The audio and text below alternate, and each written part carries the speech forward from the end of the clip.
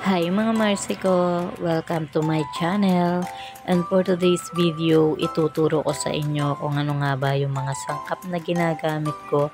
Ba't daw ang sarap-sarap ng niluluto kong mga siomai. And bago tayo mag-start, kung di ka pa nakasubscribe sa akin, mag-subscribe ka na. At i-click ang notification bell para lagi kang updated sa aking mga video. Ngayong araw nga ay mamamalengke ako dito sa palengke ng Guagua at dumiretso talaga ako sa mga nagtitinda ng mga gulay dahil ang mga gagamitin kong sangkap sa aking ginagawang homemade siomai ay karamihan gulay. Agad ko ngang tinanong kung magkano ba yung kilo ng carrots, sibuyas, bawang, siling labuyo at kalamansi. Alam nyo ba na napawaw talaga ako dahil sobrang baba ng presyo ngayon ng mga gulay, mga Marsiko. Naalala ko nga huling tinda ko ng siomai ay November pa at sobrang taas talaga ng kilo ng sibuyas dahil pumalo ng 300 pesos at yung siling labuyo naman ay nasa 4 to 500 pesos. Tapos yung kalamansi nila is nasa 100 pesos. Yung carrots naman nila ay umabot ng 100 pesos per kilo at yung bawang nila ay 140. Yung bawang ay same din naman yung kilo nila ngayon dahil 140 pesos pa rin yung kilo niya. Salamat pala kina ate at tita dahil napakamura ng paninda nilang gulay. Shoutout pala sa inyo. Kaya naman asahan nyo na sa inyo po ako laging bumibili ng mga gulay na gagamitin kong sangkap sa aking homemade siomai. And so ayan mga Marsiko, pauwi na nga pala ako sa bahay at pagka uwi ko, ituturo ko sa inyo kung paano ako gumawa o magsangkap ng aking tindang homemade siomai. Meron ako ditong kalahating kilo ng pork giniling, 2 carrots. Gagamit pala ako dito ng food processor para gilingin yung carrots. Gagamit din ako dito ng isang malaking sibuyas. At ganun din yung ginawa ko sa carrots. Kailangan din magiling itong sibuyas na napakalaki. Charis. So ayan, gagamit din ako ng magic sarap para naman kahit papaano ay malinamnam yung aking ginagawang homemade siomai. Maglalagay din pala ako dito ng kaunting asin. Konti lang yung ilagay at huwag damihan baka ito'y maalat. Meron din akong 2 itlog dito na ilalagay ko rin dyan. Maglalagay rin pala ako dyan ng konting breadcrumbs. O diba mga Marsiko, konti lang yung nilagay ko na sangkap dyan. Pero ang sarap-sarap na mga siomai na ginagawa ko.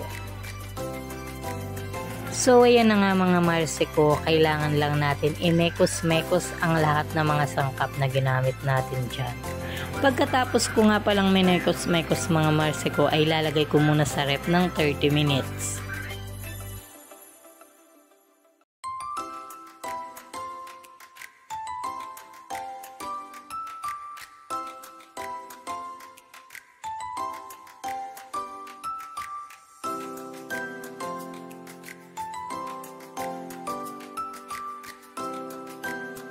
Ipapakita ko rin sa inyo mga Marsiko kung paano ko i-repack yung chili garlic oil namin at yung toyo mansi namin. Alam nyo ba na yung mga ginagawa kong siomai ay napapadayo na rin? At kapag nagtinda nga pala ako ay binabalik-balikan ng mga customer na bumibili sa akin.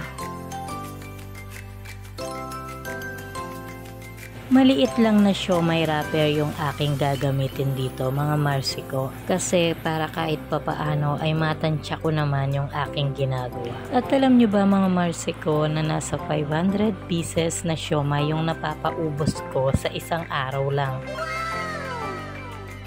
Dito naman tayo sa puhunan mga Marsiko. Yung puhunan nito ay medyo may kataasan dahil minsan umaabot ito ng 2,000 pesos. Pero ang kagandahan nga dito ay hindi ka naman lugi mga Marsiko dahil yung tubo mo ay hindi bababa sa 500 pesos.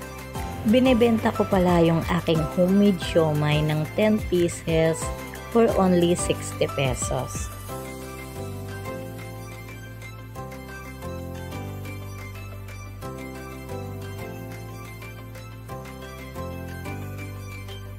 Ready ko na pala itong i-steam mga Marsiko at itatimer ko yung steamer ko ng 25 minutes.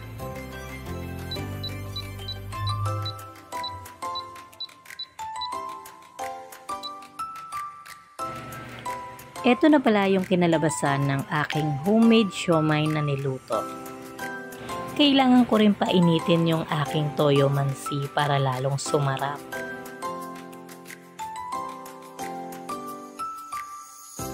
Ako rin yung nagluluto ng chili garlic oil namin.